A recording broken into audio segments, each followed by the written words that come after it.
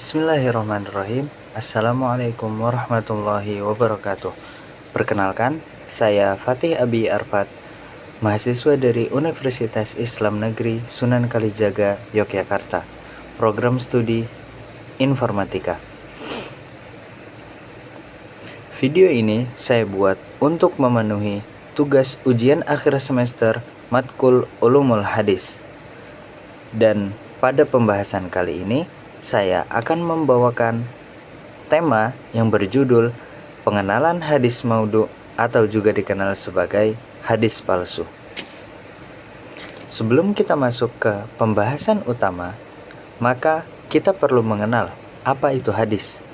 Hadis adalah segala sesuatu yang berasal dari Nabi Muhammad SAW, baik berupa perkataan, perlakuan, kemudian ketentuan, dan maupun sifat-sifat beliau. Hadis merupakan sumber utama kedua setelah Al-Quran. Jadi, ibaratnya Al-Quran itu sumber yang paling terpercaya, kemudian di urutan kedua ada hadis dari Nabi Muhammad SAW. Nah, baik, sekarang kita masuk ke topik pembahasan utama, yaitu hadis maudhu atau hadis palsu. Kata maudhu secara bahasa berarti buatan atau yang diletakkan. Secara istilah, hadis maudhu adalah hadis palsu yang diklaim adalah berasal dari Nabi Muhammad SAW, padahal beliau tidak pernah mengatakannya.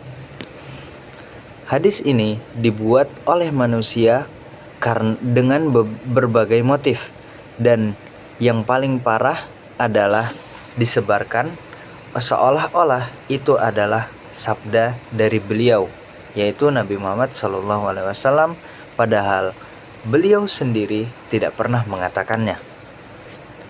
Menyebarkan hadis palsu bukan merupakan perbuatan dosa yang kecil, akan tetapi itu termasuk perbuatan dosa yang besar, karena Nabi Muhammad SAW sendiri sudah bersabda di dalam salah satu hadis sahihnya, yaitu barang siapa berdusta atas namaku dengan sengaja, maka hendaklah dia menempati tempat duduknya di neraka. Hadis riwayat Bukhari dan Muslim. Hadis ini sahih dan menunjukkan betapa berat ancaman bagi orang yang membuat hadis palsu atau mengatasnamakan hadis itu berasal dari Nabi Muhammad SAW. Sekarang kita masuk ke pembahasan ciri-ciri hadis maudhu. Yang pertama adalah bertentangan dengan ayat Al-Quran atau hadis sahih lainnya. Kemudian yang kedua adalah berlebih-lebihan. Kemudian yang ketiga, sanad atau perawinya itu pendusta atau bahkan tidak dikenal. Kemudian yang keempat adalah bahasa dan isinya tidak sesuai dengan gaya bahasa Rasulullah SAW. Kemudian yang kelima, tidak tercatat dalam kitab-kitab hadis yang kredibel seperti Sahih Bukhari dan Muslim, Tirmizi, dan lain sebagainya. Nah, untuk penyebab dari munculnya hadis-hadis maudhu adalah yang pertama, motif politik pada masa fitnah politik antara kubu Ali dan Muawiyah. Itu salah satu contohnya. Kemudian yang kedua adalah fanatisme sebuah kelompok yang menurut pandangan kelompok mereka itu benar. Kemudian mereka membuat hadis yang baru atau hadis yang palsu. Kemudian yang selanjutnya adalah untuk kepentingan ekonomi. Misal mereka membuat hadis maudhu agar dagangannya laris. Kemudian yang terakhir adalah sebagai candaan, iseng, humor, ataupun hanya ingin menyenangkan orang lain gitu.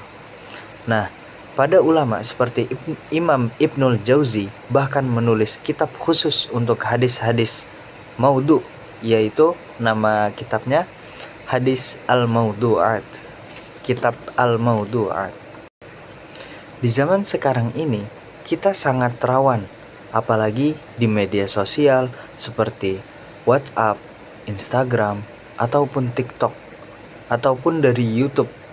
Nah, itu banyak sekali orang-orang yang melakukan hal-hal tadi untuk kepentingan pribadi atau kepentingan sebuah kelompok. Maka mereka membuat hadis palsu, membuat video, membuat postingan tentang hadis palsu agar orang-orang percaya terhadap apa yang telah mereka utarakan. Nah, jadi mereka saat ini dapat dengan mudah menyesatkan umat Islam.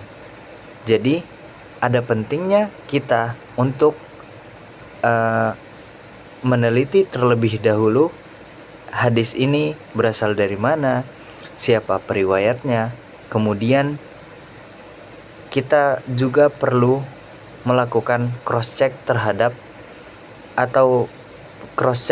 hadis tersebut ataupun bertanya kepada orang yang lebih berilmu.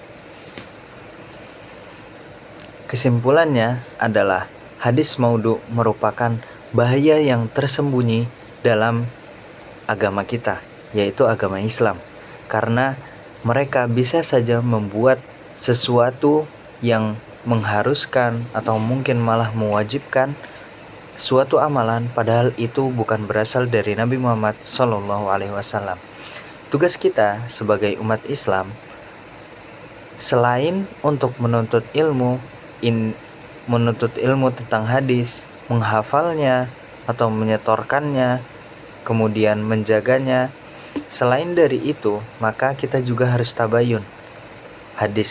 Tabayun adalah mencari kejelasan. Hadis ini berasal dari siapa, kemudian periwayatnya siapa, dapat dari kitab mana, dan jangan lupa untuk selalu bertanya kepada orang yang lebih berilmu, yaitu seperti guru, ustadz, ataupun ulama hadis yang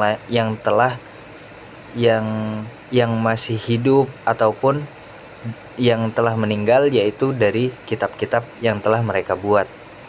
Jadi, sekian video dari saya. Kurang lebihnya mohon maaf, dan sekian, terima kasih. Wassalamualaikum warahmatullahi wabarakatuh. Semoga bermanfaat.